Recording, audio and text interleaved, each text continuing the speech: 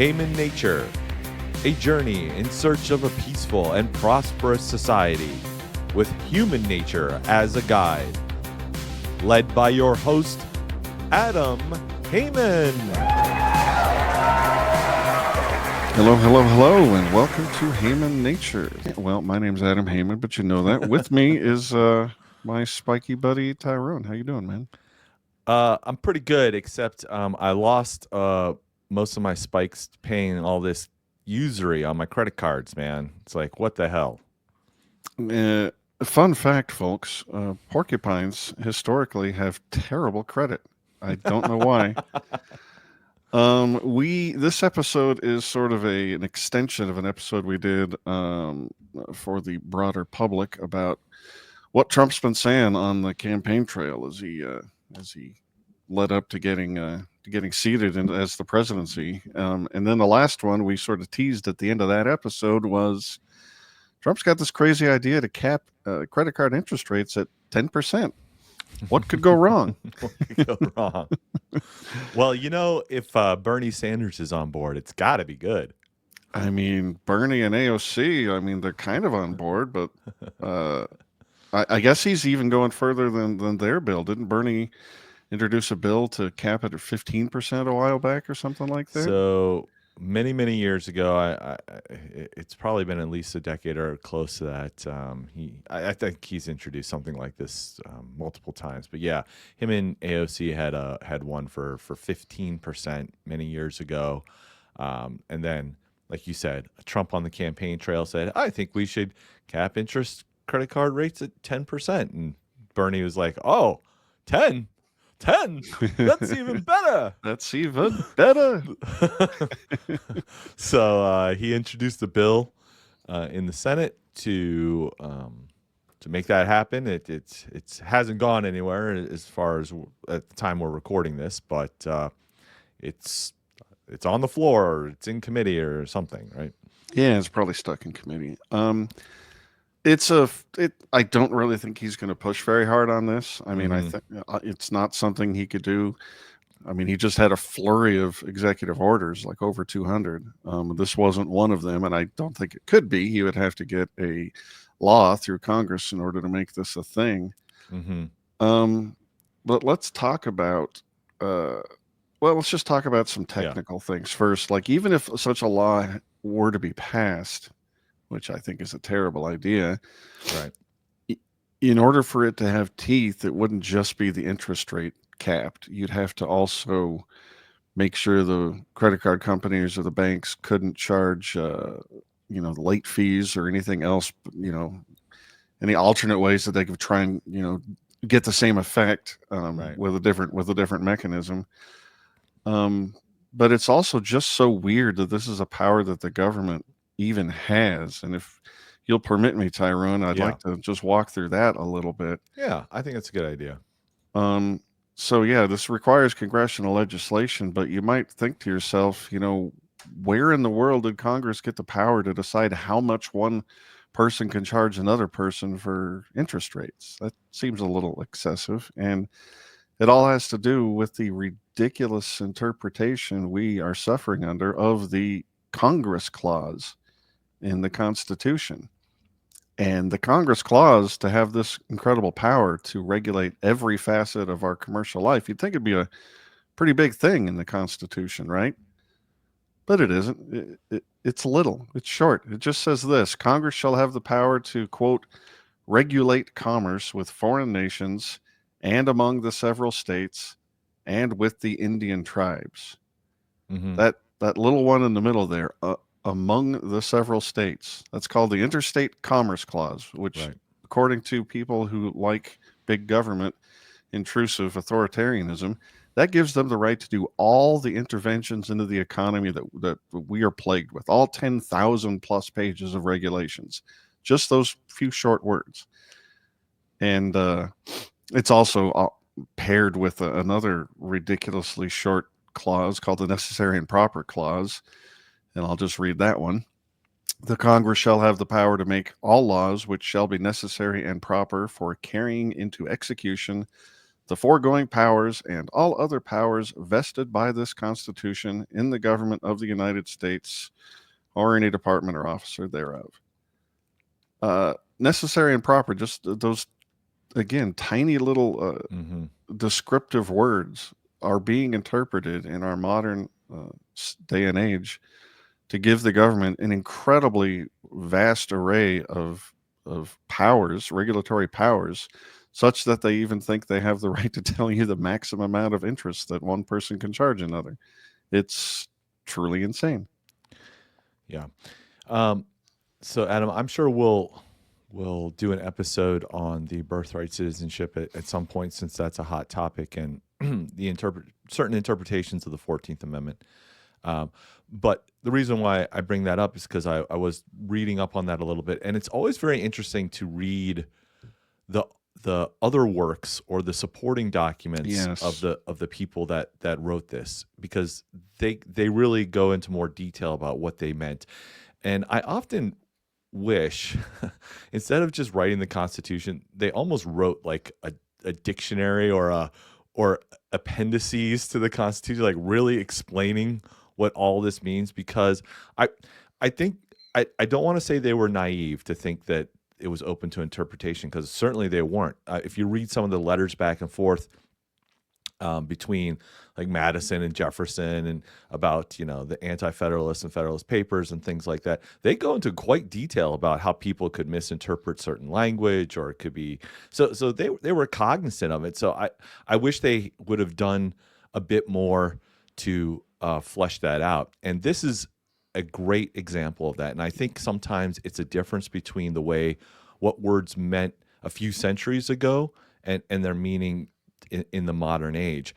I once heard a Judge Napolitano on one of the talk shows give an interpretation saying the word regulate by the founders didn't mean what we think of it today.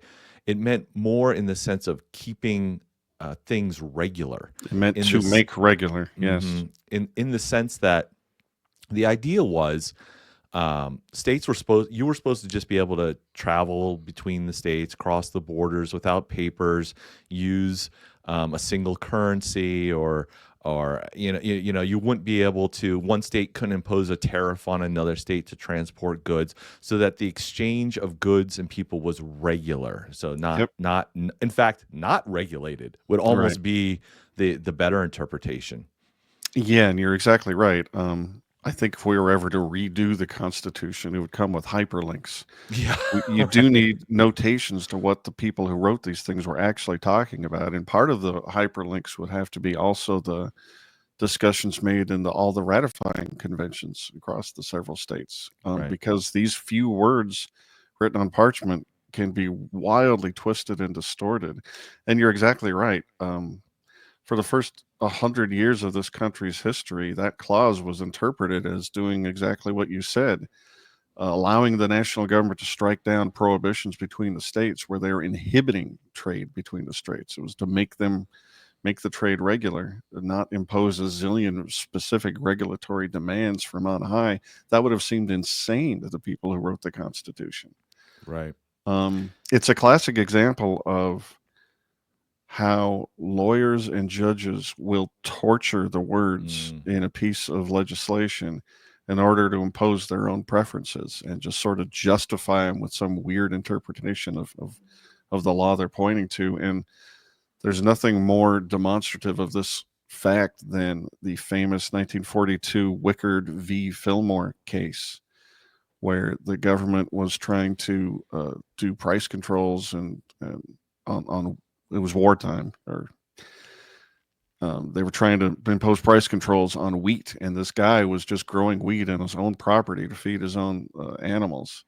Right. And the government decided that they could tell him not to do that because the mere existence of that wheat in the universe would impact the national price of wheat, and therefore fall under the rubric of keeping trade regular, commerce regular. And so they told this guy that he couldn't grow wheat on his own farm to feed his own pigs or whatever. Right. He wasn't selling it across state lines. He wasn't selling it to anybody. So like how the interstate commerce clause goes into effect in that. But like you said, they interpret it as, well, because there's this amount of wheat, that means the price of wheat in Wisconsin versus Montana is going to be affected by some minuscule half, decimal point of a penny, Yeah, 3 because he decimal won't be places. buying it. Yeah.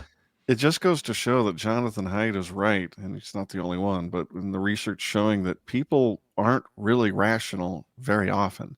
Mm. Like if you're building a bridge or trying to figure out how to get to the moon, sure, you use your rational brain, but for most things, you come to your conclusions with some sort of emotional, some other route. Mm. And these judges or whoever decided this and whoever validated it in the Supreme Court, they were like, well, wartime exigent circumstances, we want to be able to tell this guy that he can't grow wheat. So we'll just figure out a reason and cognitively dissonance ourselves into believing that it makes sense. Yeah. It's crazy. We are a very irrational species at times. Yeah. And another word that's a real bugaboo of mine, and gosh, it's just one of those things, like, I wish they had just done it a little different. I think it would have just prevented so many issues, and it's the use of the word state. Mm-hmm. I really, really wish they had not named this new organization these United States of America. I really wish they had done these United Nations of America, because that's really what the idea is, right? That's true. That each Yeah. state is supposed to be a sovereign country, Sovereign, kind yeah. of like the UN or the European Union. And so each state has its own governor, its own constitution, in theory, its own monetary system or whatever, right? But the idea is we've joined into a union together, and what that means is we're going to do a few things together: national defense. We're going to trade with each other freely, and move across lines. But people really felt like, back then, they did not feel like they were part of the United States. Their first loyalty was to Virginia or Yeah. Maryland or Yeah. whatever their state was, because a classic example being Robert E. Lee. He was against the secession movement. He was against slavery, but his home was Virginia, and when the war happened, he felt that his loyalty laid there, and so it's one of the things I like about Texans. They retain that spirit, Mm-hmm. We're Texans first, darn it. Yeah, so let's yeah. get back. Let's get back to Trump and Bernie and AOC Okay. and these people who think that. What's the problem, Tyrone? I mean, you're just helping poor people. It's Right. predatory to charge people a high interest rate. How can you be so cruel? Right. And So the history of usury is very, very interesting. Comes with a lot of religious moral baggage, but I mean, I would like a lower interest rate on my credit cards. So what's wrong with that? I mean, again, here's another, nail that Trump's his only tool is a hammer. He sees something, just slam it down, like, whatever. It's there's no thought to it, and kind of as we alluded to in the previous episode you mentioned, we were happy that the Democrats lost because we felt they were worse than the Republicans, and we spent a lot of time up to now criticizing what we call the left, if you will, those policies, those philosophies. yeah, But now that Trump's in office and the Republicans won, look out, Haman Nature is coming. yeah, yeah. Right. The big government that is going to be brought to us by the Trump administration is not going to be safe from Haman Nature. So let's put on our dunce caps and turn our economic books upside down and do some economic illiteracy, Adam. Let's teach the folks why this is a bad idea. So let's start with, what is an interest rate? How about that? What is it? Well, an interest rate is first, just interest in general is the cost of loaning money, and that could be low or high depending on the perceived risk or the next available opportunity. Opportunity cost of the person issuing the credit. And zero wouldn't make any sense, or you wouldn't have anybody loan anybody money ever. And so you're going to have some rate of interest, probably commensurate with the normal rate of interest of the economy in general, assuming the government isn't involved. And then you're going to have risk premiums on top of that interest for the perceived risk of the person defaulting and not only not paying you your interest, but you don't even get your principal back. Right. And so people who are suffering from these predatory interest rate credit cards, they're well, let's back it up to the vision of the world embraced by Trump or Bernie or AOC. They think if the government puts a cap on credit card interest rates, everybody that currently gets credit will still get credit. It'll just be at a lower rate. Right. Everybody wins, but that is insane. These companies aren't charging a higher rate of interest just because they think they can get away with it. They're doing so because their next best alternative, if not allowed to charge that rate, isn't to offer credit anyway and just accept 10%. It's to not offer credit. So these laws literally take away the demonstrated preference of the poor person who wants credit and is willing to pay this rate.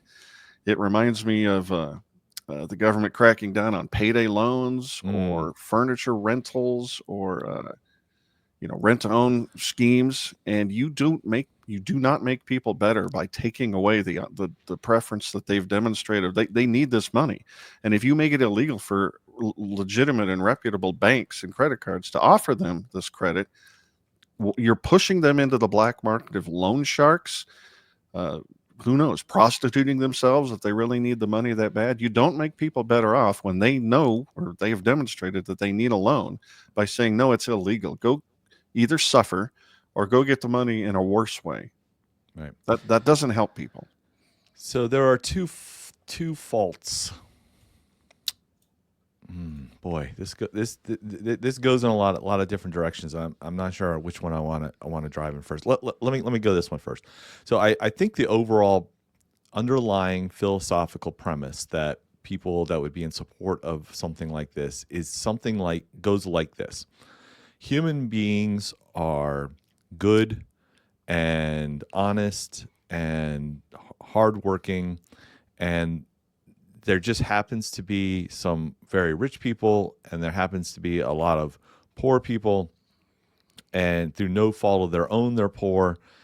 And if they just had a chance, they would work hard and pull themselves up by the bootstrap, and sometimes they just need a lending hand up, and they never can seem to get out of the economic hole that they're in for a variety of reasons. One of them being high interest rates. You can pull out the example of the single mom with a few kids, barely making rent. She's got to charge groceries on her credit cards, and it's 25% interest, and she can never get ahead because of that. So it seems like it's just there's something wrong with the world if that's the way we're living in.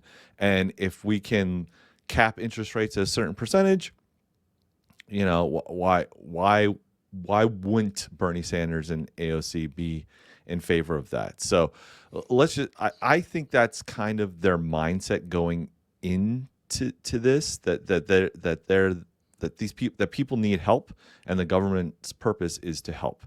I don't know. Do you have any thoughts on that? It's so perverted because that narrative is just a lie. Look at it this way. If you take away the ability of credit card companies to charge higher interest rates to people with higher, credit risks, you are literally knocking out the ability for people with poor credit to improve their credit. I mean, we've all been there. I mean, maybe not everybody, but when I was in my 20s, I had terrible credit and I paid high interest rates, and I worked myself out of that into having a great interest rate by being allowed to pay high interest rates and establishing a good credit record. These laws are literally taking that opportunity away from people with bad credit, again, leading them not to these mythical low interest loans that will not exist for these people. It pushes them towards loan sharks. And if you think 24% interest is high, wait till you see what Joe down on the corner Mhm. has to offer you before he breaks your legs. Well, the real problem is it creates the moral hazard.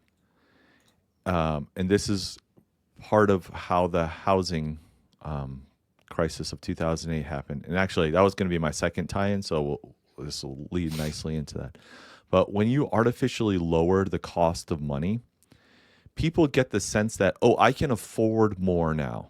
I Right. can afford to spend more. So rather than that, it's a terrible example, but I don't really want to use the hardworking mother. That's kind of a bad one. But let's say someone more or maybe less responsible, right? More irresponsible.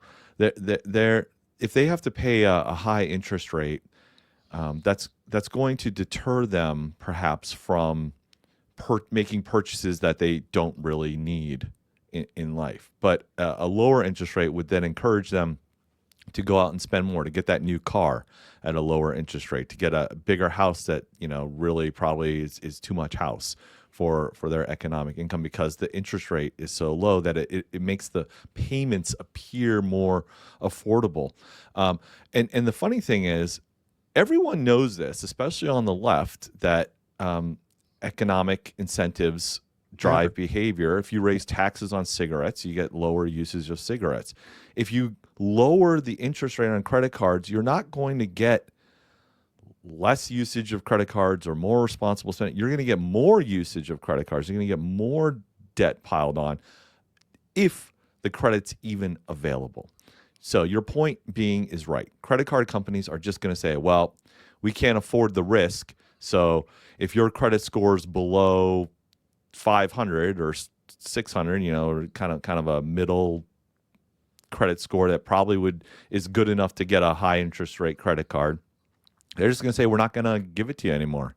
And so now they won't have any purchasing power. So then, Adam, what will the government do next? Because They would government never create the learns. department. They would create the Department of Government Credit, and they would they'd issue credit on the taxpayer's dime to all comers. Is exactly right. That's exactly what they did in the housing crisis, right? They said, Yep. you predatory lenders are not lending to people of low economic means. You are disadvantaging the poor. You must loan. So they came in with laws saying you must provide mortgages, and then the lenders, the banks, said, well, what happens if they default? And the government said, oh, we'll back it up. We got Fannie and Freddie, and we will just insure all these mortgages.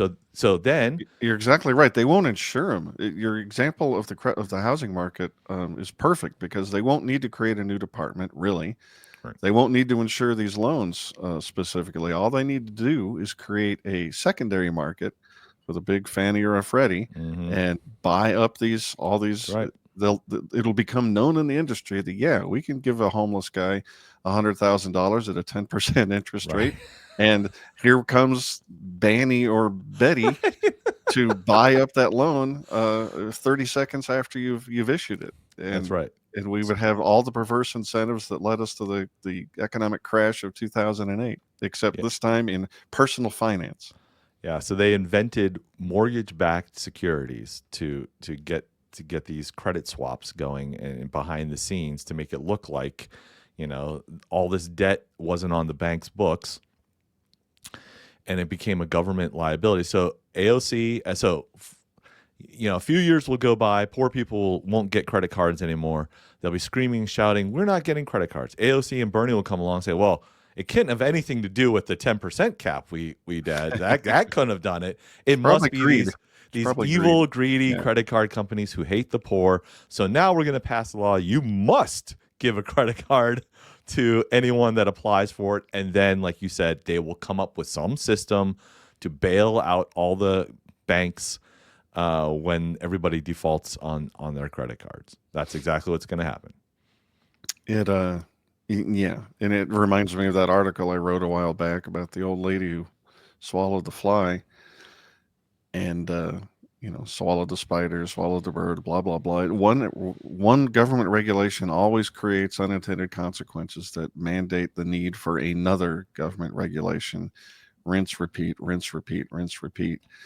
And it's worth pointing out that if you look at the way banks and credit card companies treat their customers, it does look predatory. But that's not the fault just of unhampered greed in the marketplace and the need for more regulation. No, that has everything to do with the incredibly overregulated industry that is banking and the issuance of credit. Right. There's reams and reams and reams of laws and regulations governing that. And these lawyers who, Congress people who write these laws, they're influenced by the people who lobby them.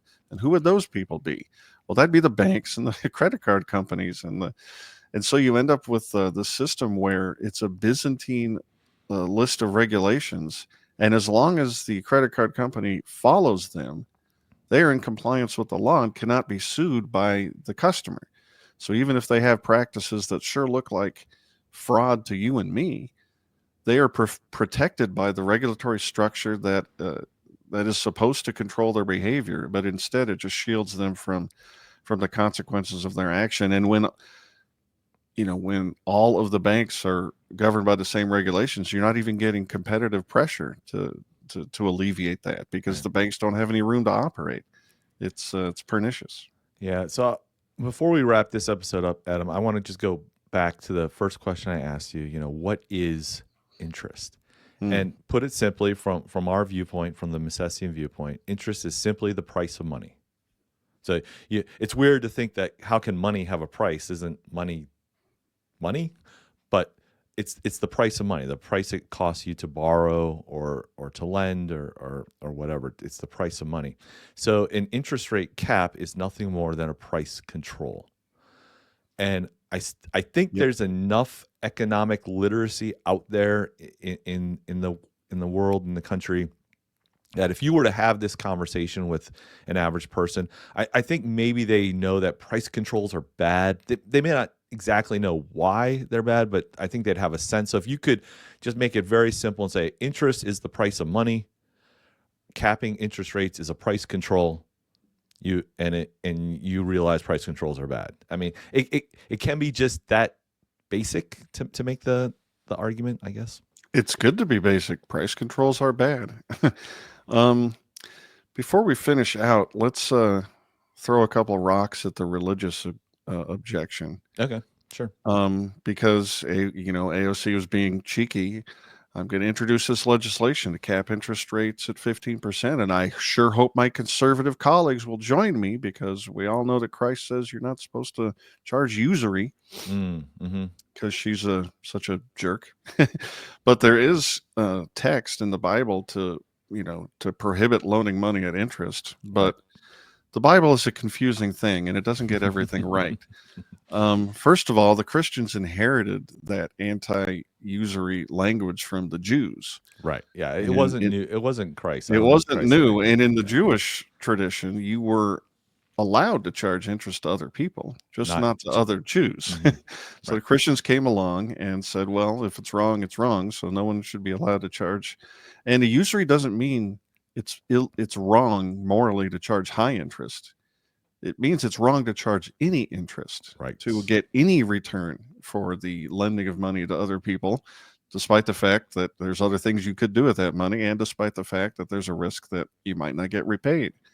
So it was religious scholars over the years that determined, that this was silly, and came to overturn the prohibitions. And you can also just read the Bible itself and get an inkling that they must have gotten something wrong, because Christ's parable of the talents specifically says that Christ was chastising the person that he'd given the money to, who just buried it in the ground for safekeeping rather than lend it out so he could get literally usury.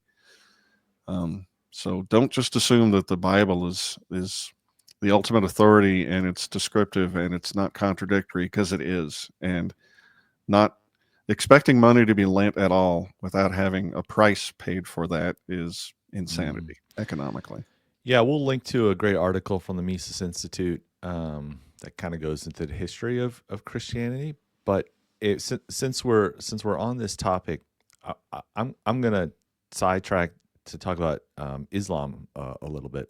All right. Are you familiar with the libertarian Imad ad-Din Ahmad? I am not. He's the president of the Minaret of Freedom Institute. It's a think tank. It's a charitable organization that serves Muslims but one of the things is Dean. He goes by Dean. It's just to people who know him. I actually grew up knowing him. He was part of the Maryland Libertarian Party that my dad helped to be a founding member of, and so I'm very familiar with Dean, and he promotes libertarianism to Muslims. Is the goal, one of the goals of this institute he created during the Harry Brown campaign of 2000. He came to Harry Brown was at the Minnesota State Libertarian Convention, and Dean came as well to give a speech and a talk, and he's Palestinian by birth. So at that time, he was really talking about sort of the history of the Palestinian and Israeli conflict, which, surprise, surprise, hasn't been solved yet. But one of the topics we got on talking, and I asked him about was, the usury in the Muslim, in the Islamic texts and the forbidding of usury. So again, they're a Judaic based religion as well. So they have a prohibition against charging usury to this day. And Dean was telling me that one of his major efforts is to try to convince Muslim thought leaders that usury is not wrong.